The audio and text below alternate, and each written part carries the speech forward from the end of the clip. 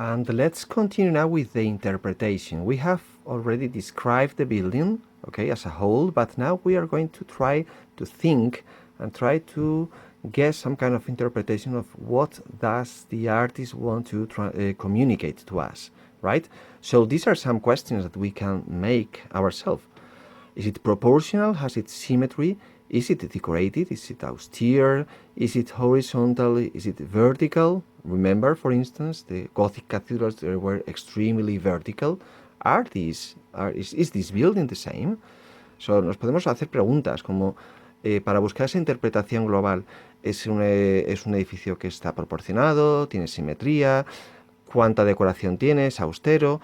¿Es horizontal? ¿Priman las líneas horizontales o más bien priman las verticales como las catedrales góticas?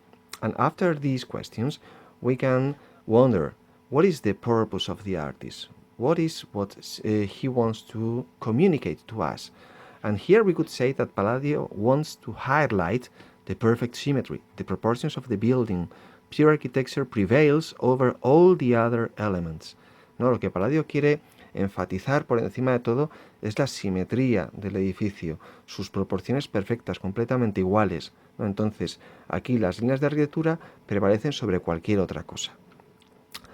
After this, now we can see the elements of the style. Again, we start to describe one more time, but please, this time we have to describe sorting our information, okay? For instance, we can start from the bottom, from the top, and finish at the bottom, or at the end, or it's the opposite. We can start from the elements that we can find in the bottom, at the bottom of the picture, and go ahead, right, till the dome. But it's extremely important to have some kind of order, right? Sort out our information. Which are the elements that we can recognize that are from the Renaissance style? Okay, let's begin, for instance, from the very top, okay? The dome is the most important element, architectonical element of the building, is the most important, and it's crowned by the lantern, right? After, if we see here in one of the gates, one of the pediments, one of the frontispiece, we see the pediment supported by 6 columns. The columns are following the Ionic order, okay? Remember, the scroll works in the capitals. We can see also frieze, lintels surrounding all the building, and other elements, for instance, decorative elements like the sculptures, but they are detached from the building. It's not like in the medieval age, right?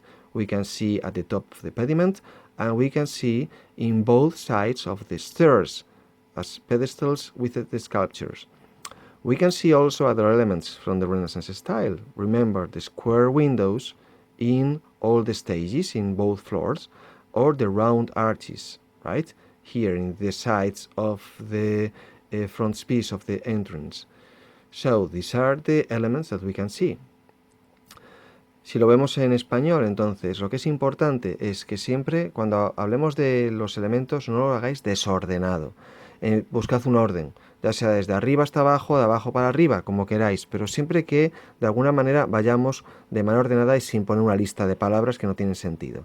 Entonces podríamos empezar por la parte de arriba y vemos que hay una cúpula, que es la parte más importante del edificio, coronada por una linterna, y que las entradas pues tienen sus frontones sostenidos por 6 columnas de estilo jónico con las volutas en los capiteles, recordad, y después se acompañan de otros elementos típicos del Renacimiento y del arte clásico, los frisos, dinteles cubriendo todo el edificio, escaleras monumentales y al lado de las escaleras pues pedestales con más esculturas como el único elemento decorativo. Tenemos también arcos de medio punto y tenemos ventanas cuadradas. La de la planta de abajo es el doble que la de arriba, ¿no? Siempre manteniendo una proporción. Recordamos que el interior, we can remember, inside, it's not exactly the same style. This is the dome, but if you see, the dome is highly decorated from the inside. This is from the Baroque style. It was built a little bit later, in the 17th century. Esto es un poquito posterior y ya es del estilo barroco, del siglo XVII. And let's see the final questions. And here again, we have to describe and think. Okay, who is the patron? What is the purpose? What for? Why? What is the importance of this artwork for that moment and for nowadays? So we could answer quite widely, right? So the patron is called Pablo de Almerico, sorry. It's a rich member of the Pope's court. He's a priest, okay? He's a member of the nobility. He's very rich because he has been working there for a long time, and in his retirement, he's able to build a villa, a palace in the middle of the countryside just for leisure, okay? This is not something that all the people can do. It's just very rich people from Italy. And what is the importance of this artwork? Okay, for some people it's extremely important. Why? Because this is going to be the model of the classical style for the coming centuries, okay? For some experts, this is maybe the most important building from the Renaissance.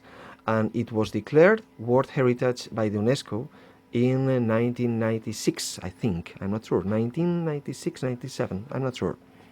Right. Estas son las preguntas finales. ¿Quién manda a construir esto? ¿Cuál es su propósito? ¿Y por qué es tan sumamente importante? ¿No? Quien lo diseña o quien lo manda es un miembro de la nobleza que trabaja en la curia romana, en la corte del Papa, que por lo tanto es de la Iglesia. Son palacios de recreo, por llamarlo de alguna manera, que se construyen en mitad del monte y que son evidentemente que los construyen gente muy rica.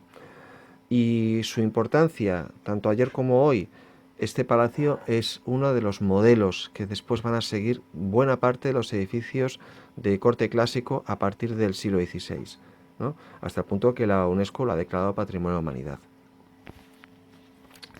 Y vamos a meternos ya, esto es lo que ya no os voy a decir tanto, ¿no? Vamos a meternos con el edificio que tenéis que hacer vosotros, ¿no? So this is the facade from the Colegio San Ildefonso. Nowadays is part of the University of Alcalá de Henares. It was part of the university in the 16th century. It was built in 1537, or it was started in 1537, and it was built by a very important architect called D'Ontagnon. So we've got here the what, the who, where and when. This is Spain, 16th century. And for the style, remember, we are in Spain, we are not in Italy.